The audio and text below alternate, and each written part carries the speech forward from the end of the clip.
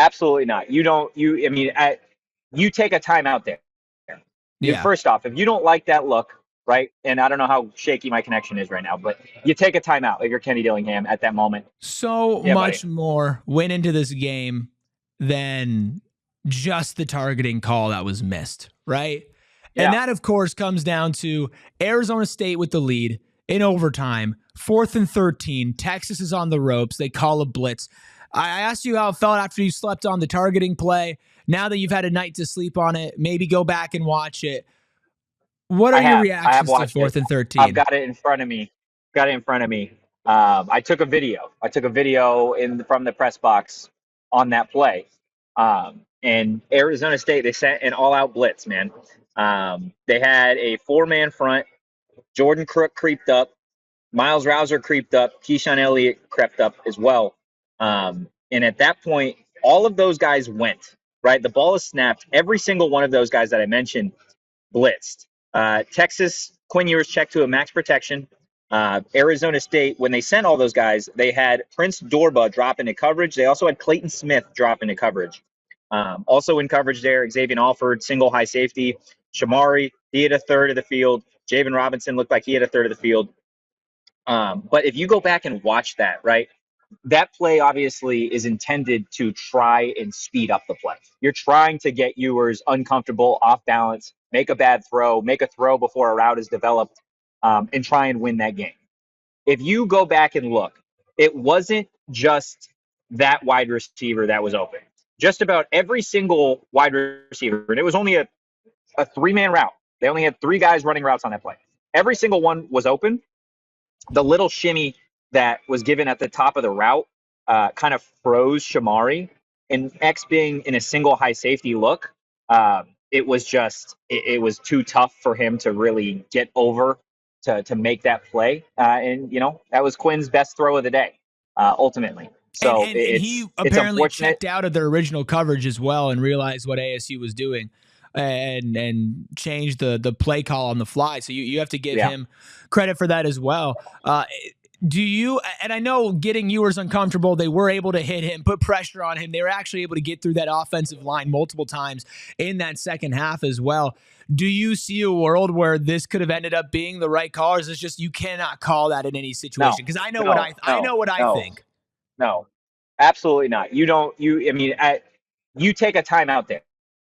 Yeah. First off, if you don't like that look, right? And I don't know how shaky my connection is right now, but you take a timeout if you're Kenny Dillingham at that moment. Even if you love the call that you're in defensively, that way you get a look at what Texas is in. You have a look at what Texas is in. You've already scored your touchdown, right? So at that point, you're not going to use the timeout if you're back on offense.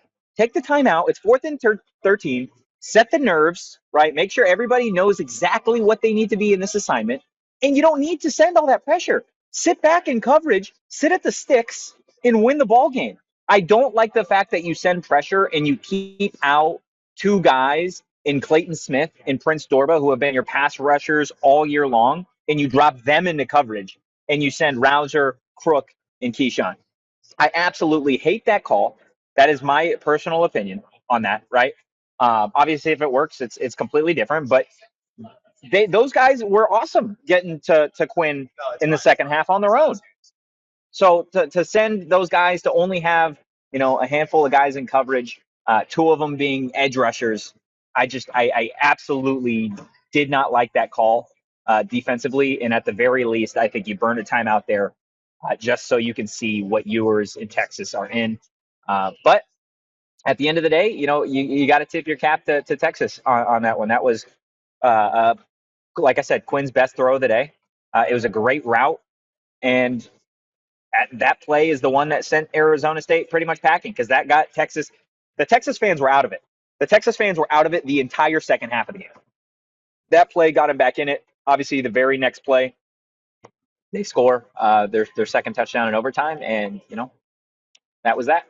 Right, and it's unfortunate because in a game that was, an incredible game. Like, if we're looking at it from a neutral perspective, I know that we're stinging right now, and maybe as time goes on, we can have a bigger conversation about this. That's one of the greatest college football playoff games of all time. That's one of the greatest college football games of all time. Like, just pure entertainment value, like where ASU came from versus Texas, the storylines coming into it, like that might be a top 10 game of all time, period, due to the stakes, the drama behind it all. And it really came down to, at the end of the day, the first couple of minutes and the last couple of minutes when Texas was just able to light up the scoreboard, right? You had 28 points or 29 points in those final couple of minutes, in the first couple of minutes combined. And the 4th and 13 is so brutal. It's so brutal because it feels like there's just an obvious choice there. And sometimes with this Arizona State staff, as fantastic of a job as they've done, and there's somebody in the chat calling for Brian Ward's job. Absolutely not. You locked him up for another 3 years. He's been incredible all season. The same thing with Marcus Texas had 60 rush yards on the day. Right. The same thing with, although certain outlets would say that that Texas had a great rushing game.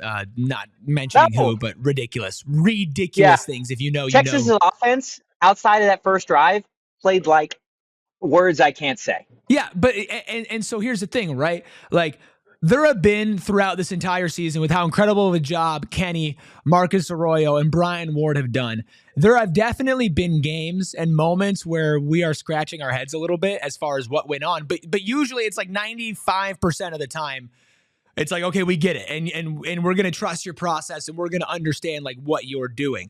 But that came back to bite them, not only, I think, at the end of the game with 4th and 13, but I think with some of the aggression that Kenny was getting out there when it came to going forward on 4th and short situations against a Texas run defense that at the time was stuffing Cam Skattebo as well.